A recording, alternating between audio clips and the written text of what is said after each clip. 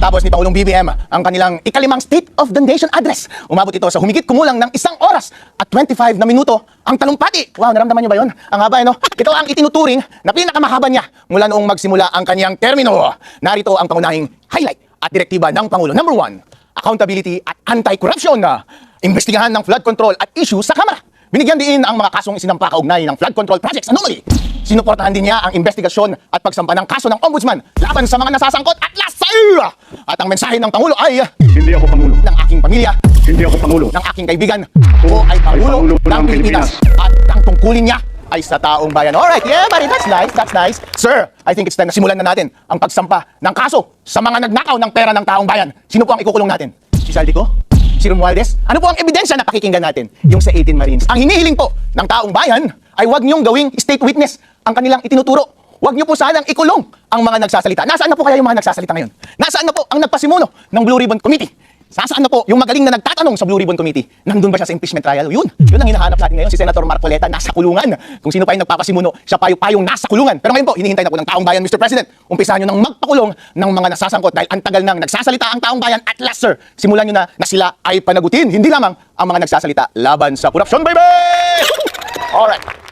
At ang susunod na balita, nababawing pondo umabot sa humigit kumulang ng 25 billion ang pampublikong pondong na-freeze o recovered, habang higit 800 million na ang naibalik sa Bureau of Treasury. Wow! First time po natin narinig yan. Kailan po ba kayo nakarinig ng isang gobyerno kung saan ang mga nagnakaw ay pwedeng magbalik agad-agad bago pa sila kasuhan?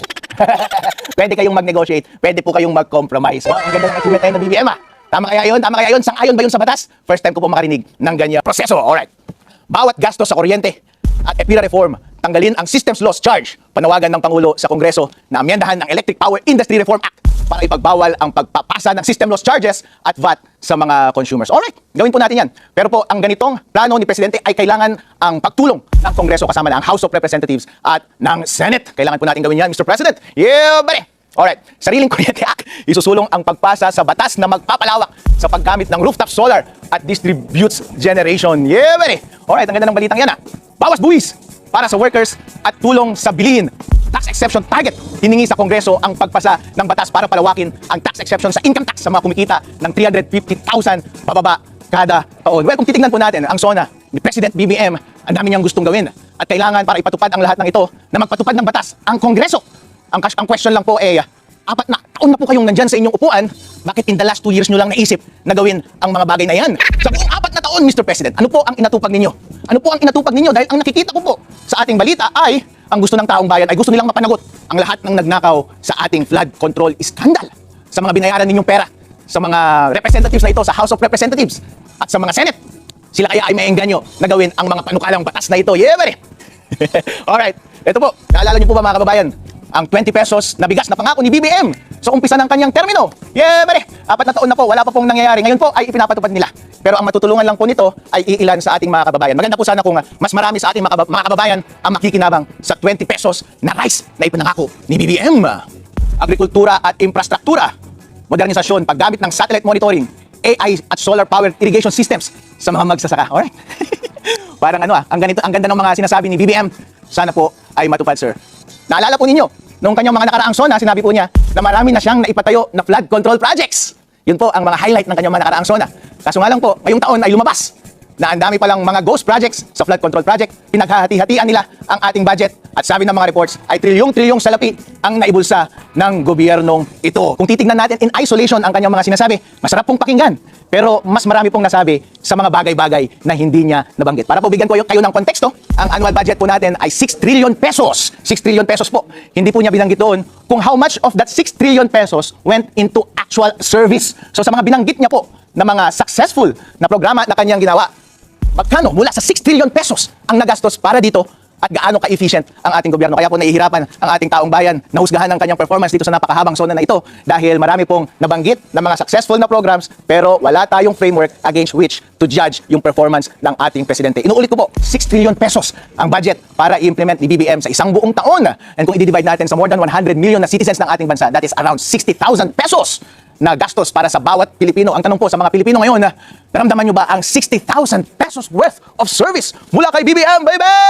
Nakita nyo po ba yung mga infrastrukturang ipinangako? Nakita nyo po ba yung mga bagong daanan? Nakita nyo ba yung mga bagong communication facilities? O ang nakita nyo lamang ay yung mga report na hindi naging successful na flood control project? Iyon po ang tanong ng taong bayan. Alright? Kaya yung mga ginagawa ngayon ni BBM na yung mga Pilipino na nagbabantay ng inyong trabaho at kalokohan ay pinapakulong nyo pa, wag po! Wag po ninyong gawin yan.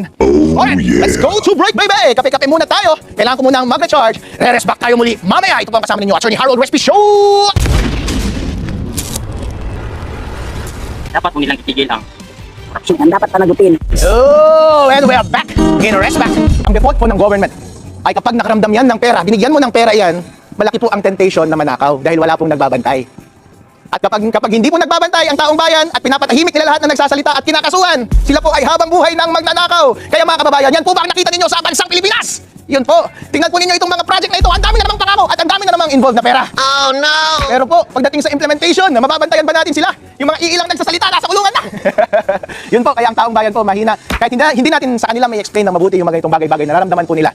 Kapag ang publiko ay wala ng tiwala sa ating gobyerno, ay may hirapan po natin silang kumbinsihin na itong programang mga ito ay may implementa ng mabuti for the rest of the year or next year. Well, again, tingnan po natin next year kung lahat ng mga bagay na ito ay mapapatupad nila. Kasi so far, BBM, sa iyong mga nakaraang zona, ay parang wala kaming naramdaman eh. Wala po kaming naramdaman, alright? Yeah, pare, punta tayo ulit sa isa pang pangako, bye-bye. So exciting ito. West Philippine Sea, binanggit din ni BBM. Muling pinagtibay ang pagdepensa sa soberanya ng bansa. Alright, yeah, pare. Itong mga topic na ito ay paulit-ulit na lamang po kapag ikaw po ay presidente ng Pilipinas. Sabi ko nga sa aking kaibigan, hindi po kailangan talagang maging sobrang galing ka kapag ikaw ay nasa public service. Hindi mo rin kailangan na sobrang competent ka or meron kang naaangking malaking intellect. Dahil po, ang intellect ngayon ay napakadali lamang kunin, lalo na't ang daming mga alalay ng ating mga public servant. Kaya po, minimum po sa kanila, na i-expect sa kanila na matupad po nila ang kanilang tungkulin. Ngayon po, ano po ang kulang? Ang kulang po ay honesty. Ang kulang po ay intellectual competence. Ibig sabihin, maging honest ka sa sarili mo at sa pagpresenta mo ng sarili mo sa taong bayan. Dahil po, napakalaking tukso ng iyong kapangyarihan. Nandyan po iyan. Kaya yung pagtupad ni BBM sa West Philippine Sea, minimum po yan, gawin niyo po ng mabuti ang inyong trabaho. Alright, sir? Okay. At ang susunod na sinabi rin ni BBM, ang kauna-unahang spaceport at rocket launch ng Pilipinas. Spaceport sa Cagayan, sinabi na ang Cagayan Province ang napiling lokasyon para sa kauna-unahang spaceport ng bansa dahil sa strategic location nito malapit sa equator at sa Pacific Ocean. Alright. Yeah, buddy. Again, it begs the question, BBM. Bakit po kapag kayo ay nagsosona, parang lumalabas po na kayo ang responsable sa lahat ng kaunlarang nangyayari sa ating bansa? At lahat ng development na mangyayari sa ating bansa ay walang iba kundi sa kagagawan lang din ng gobyerno. So ibig sabihin po ba na ito, BBM, ay magkakaroon lang tayo ng thriving space program kapag ang government ang nag-initiate ng bagay na ito? Kasi po ang sinasabi ni BBM ay magkakaroon daw ng space launch dyan sa Cagayan at ang research nila dito sa ating space program ay gawa rin ng ating government agency. Ngayon titingnan po natin yung mga successful space programs sa ibang bansa. Ang pinaka-remarkable po ay ang Amerika. Ang makikita po natin sa kanila ay thriving po ang kanilang space program dahil makikita po natin ang SpaceX ni Elon Musk at makikita natin yung kay Jeff Bezos. Yeah, buddy. And kung makikita po ninyo, ang mga taong ito ay hindi government officials, hindi po sila government agency. Private capital po ang nag-fund sa kanila at lahat ng initiative and research ay nanggaling sa kanila. Pero ano po ang pagkakaiba nila sa Philippines? Number one po, yung NASA po, ang budget po ng NASA sa Amerika ay napakaliit lamang kumpara sa private funding para sa space program ng Amerika. Kaya sila thriving is because of private funding and private initiative. And because meron po silang regulatory environment doon na nag-aalaw ng pag-flourish ng mga space programs sa kanilang bansa. Dito po sa Pilipinas, kung ang sasabihin lang ni BBM ay magiging successful ang ating space program, kapag in-initiate ito ng government through the Space Research Agency ng ating gobyerno, medyo hindi po ako positibo dyan sa bagay na yan. Ang mas gawin nyo po, BBM, ay gawin nyo pong maluwag ang capital and regulatory environment para sa mga investors ng space program. Admittedly po, wala pong pera sa Pilipinas sa totoo lang.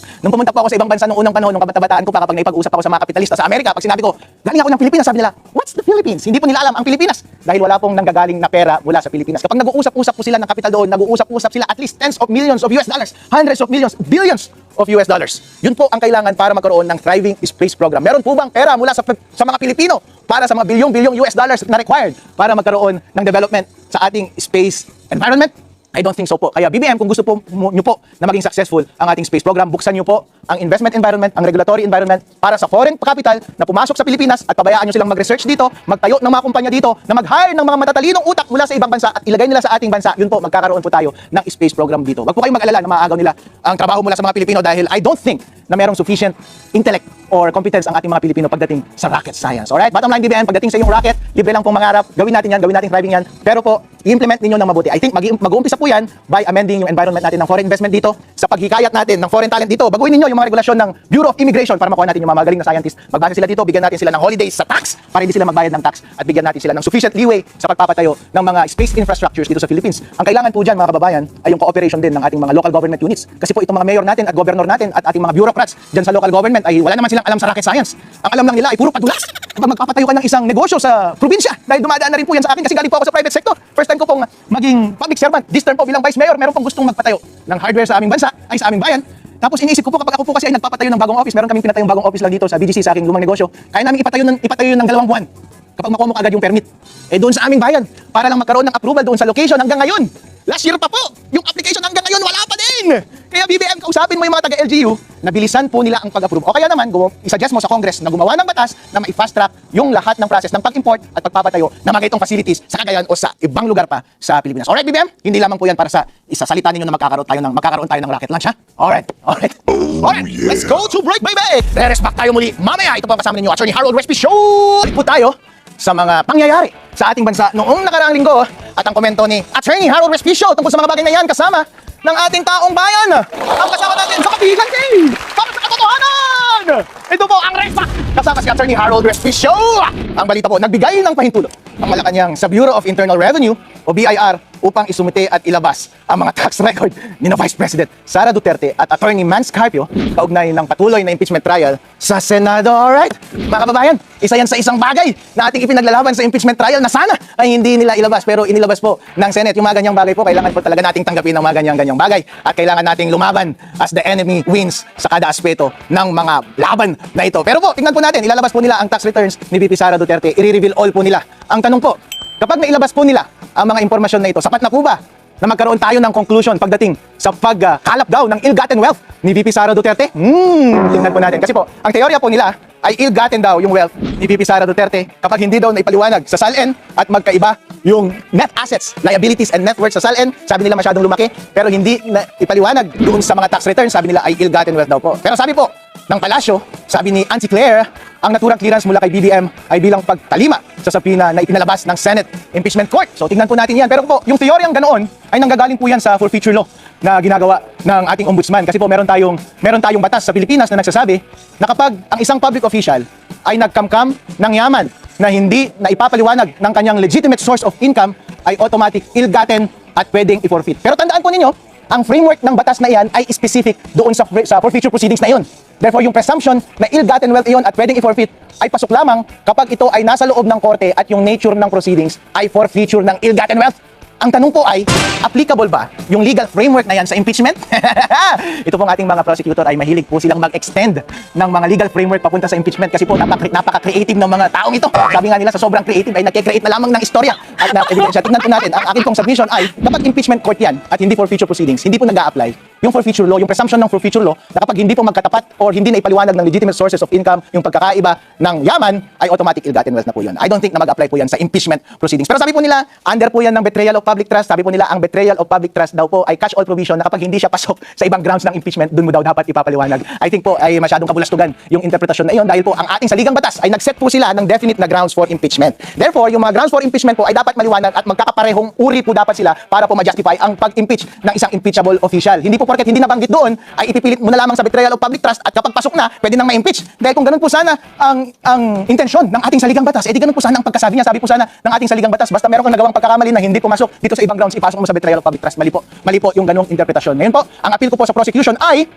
kung betrayal of public trust po ang framework by which gusto niyong ma-impeach si VP Sara Duterte, huwag niyo lamang ipakita na nagbago ang kanyang yaman at hindi maipaliwanag ng tax returns dahil hindi po applicable yung presumption na yun. Dapat po ay i-marry ninyo, ipag-fit po ninyo doon sa betrayal of public trust doctrine. Ibig sabihin po niyan, simply ay merong tiwala ang taong bayan na ibinigay sa kanya pero kanya po itong pinagtaksilan. Ngayon po, kapag doon po sa proceedings na yun, may ipakita nga nila na malaki, na walang pagbabago sa SALN tapos nakita nila na hindi na ipaliwanag ng tax returns ang mga pagbabago sa SALN, dapat po bang magkaroon tayo ng malicious na presumption na ninakaw yung pera na yon?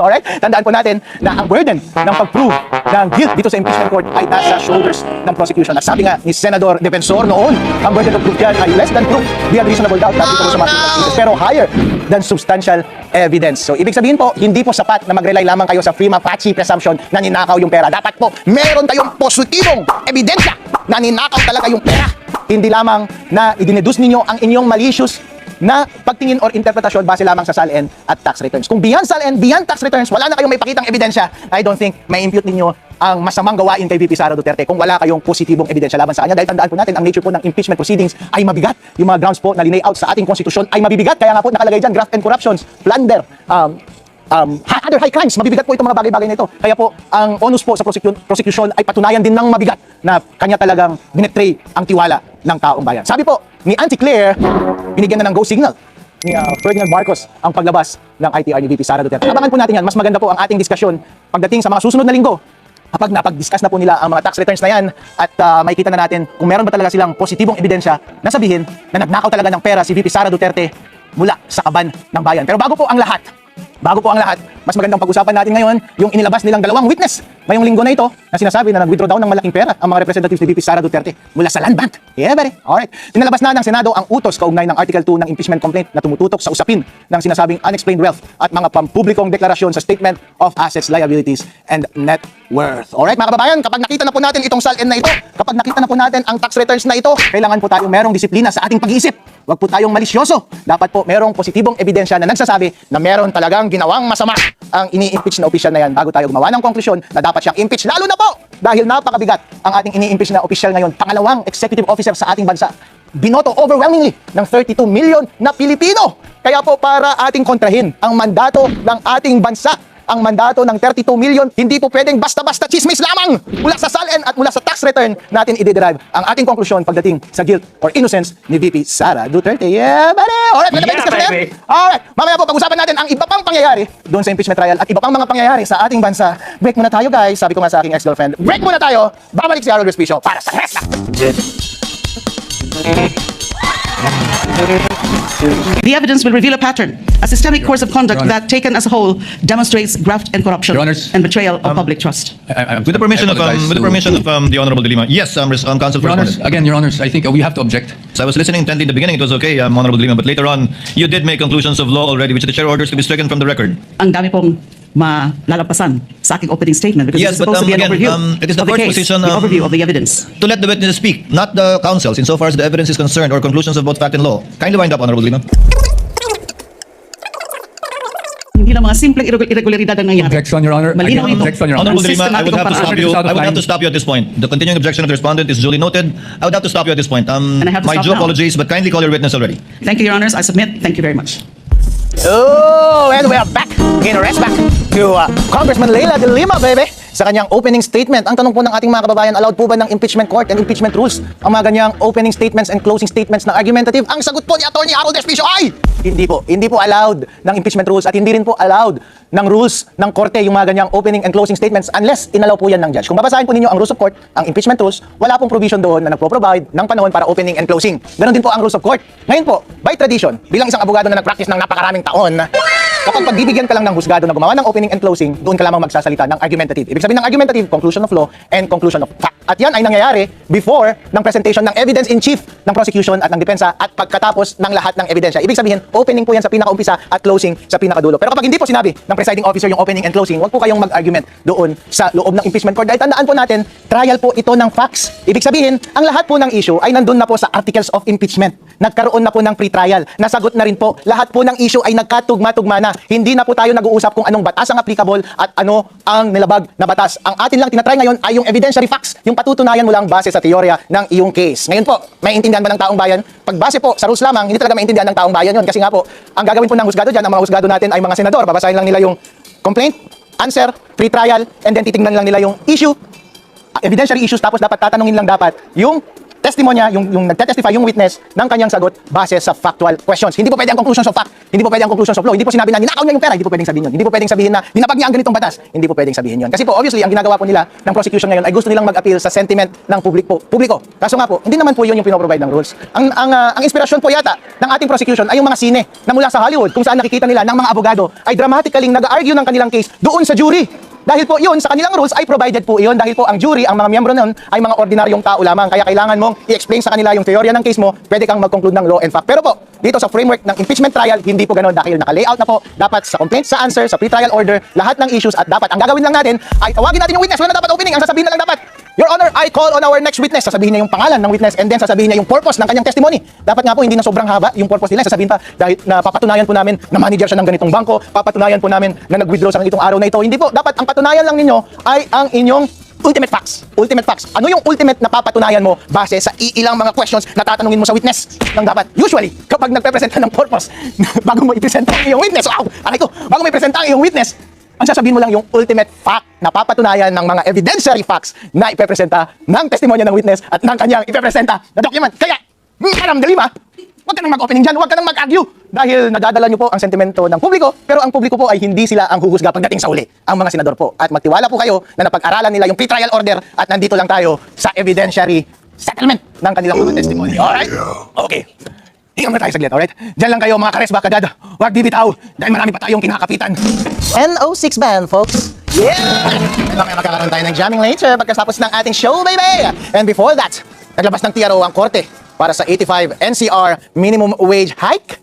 At yun po ay inilabas ng Pasig City Regional Trial Court para pansamantalang pigilan ang pagpapatupad ng wage order number NCR 27. Epektibo ang TRO hanggang August 13, 2026 habang dinidinig ang petisyon. Inihain ito ng dalawang construction firms, Redicon Trading and Construction Corp at R2 Builders Incorporated dahil sa usapin kung naisaalang-alang ba ng maayos ang kakayahan ng mga employer na magbayad. Sabi ni Labor Secretary Francis Tolentino na ikinalulungkot niya ang desisyon para sa mga manggagawa ngunit igagalang at susundin ng dole ang utos ng hukuman. Dahil sa TRO, pansamantalang nabinbin ang pagpapatupad ng wage increase habang nililitis ang kaso. Attorney Harold Respicio, nakarinig ka na ba ng TRO para pigilan ang wage increase? Well, hindi siguro ako masyadong nanonood ng TV pero first time ko pong makakita ng TRO ng wage increase. Kasi po, sa ating rules of court, magti-TRO ka lamang kapag meron kang parang immediate ba or impending na damage na mararamdaman or meron kang right na fundamental na masasuffer ng ganitong pagpapatupad ng wage increase hike. Usually, yung mga subject po ng TRO kapag fundamental rights po ang involved hindi commercial rights kung saan involved ang pera. And by the way, ang sinasabi ng mga petitioner na hindi daw ikinonsidera ng board ang kanilang kakayahang magbayad, well sir, that is something na political po. Hindi po yan legal na tanong. Ang ating pong husgado ay hindi po sumasagot ng mga political na question. Sumasagot lamang po sila ng mga legal na question. Yung nasa batas po, kung saan ginawa nila ang board na magpatupad ng increase sa sahod, ang kanilang pong pagdedesisyon, ang kanilang process, ang kanilang pagkakalap ng information, anong impormasyon ang kanilang ikokonsidera para sa kanilang pagtatalaga ng pagtaas ng sweldo, yan po ay political question. Sana po hindi yan itinatanong dyan sa husgado. Kaya nga po, iniisip ng marami na itong mga construction firm na ito ay napakarami rin naman kasing mga laborer. Baka daan-daan ang mga tao po yan, baka libo-libong tao din po yan. Kung baga sa kanilang bank account, milyong-milyong salapi po yan. Magkano lang naman ang bayad sa mga husgado para mag-issue ng TRO? Yeah, buddy. Yun po ang sinasabi ng taong bayan. Kaya Judge, Madam, ang iniisip ni Attorney Harold Respicio ay I don't think magtatagal itong TRO na ito dahil political question yan. I think ipapatupad na ito soon. Pero just the same, kung pag-iisipan natin ang bagay na ito from a higher perspective, karapatan ba ng gobyerno na i-regulate ang sweldo ng taong bayan? Sabi nga nila, taasan daw nila ang sweldo ng bawat manggagawa. Pero saan mo kukunin yan? Sa pera rin naman ng kumpanya. Yung pera ng kumpanya, halimbawa, meron siyang fixed na pera. Kapag mataas po ang isasaad mo na minimum wage ng iyong mga tauhan, dadamihan mo ba ang iyong empleyado o kukuntihan mo? Kukuntihan mo po. Dahil yun lamang ang budget mo. Pero kapag bababaan mo po, mas marami kang mahahire na tao. Kaya meron pong policy na sinasabi na porket nagkakaroon ng wage increase ay gumaganda ang kabuhayan or standard of living ng mga Pilipino. Hindi po. Dahil po, sa kada pagtaas ninyo ng minimum wage ay merong mga Pilipino na hindi tuloy na hire at sila, ang minimum wage nila ay zero. Pero kapag hindi mo tinaas ang minimum wage, mababa, mas marami pong ma-hire, kumbaga maraming magkakaroon ng trabaho. Kumbaga pagdating sa economics, hindi lang natin titignan ang mga trabahador na employed in isolation, tapos titignan natin yung change ng kanilang standard of living. Tignan rin po natin yung the rest ng labor market, ilan ang nawalan ng trabaho because of the opportunity cost at ilan ang nabigyan sana ng trabaho kapag hindi mo itinaas ang minimum wage. Sabi nga po nila, kapag ikaw ay policy maker dito sa national level, hindi mo titignan yung interest ng iilan, yung special interest ng special sectors. Ang titignan mo po ay yung overall interest ng lahat ng taong bayan sa Pilipinas. Yeah, baby! Woo! Yeah, baby! Papasok na po tayo sa final 2 years ng administrasyong ito. Maraming pangako na ang binitawan, pero napako lamang! Ako ay Pangulo ng Pilipinas at ang tungkulin ko ay sa inyo, ang aking mga kapwa Pilipino. Yeah, baby! Puro sa yeah! Kung tunay kayong para sa Pilipino, protektahan nyo dapat ang katotohanan. Dahil kung hindi, humanda kayo. Dahil resback ang taong bayan. Kasama ng the most vicious politicians of Philippines, Vice Mayor, Attorney Harold Respicio! Yeah! Tandaan ninyo mga kababayan, ang batas ay para protektahan tayo. Ang media ay para imulat tayo. At ang ResMac, nandito para hindi tayo basta manahimik. Kita-kita tayo ulit next week. Same time, same channel. Ako si Attorney Harold Resby Show. Mabuhay ang tunay na malayang Pilipino, baby!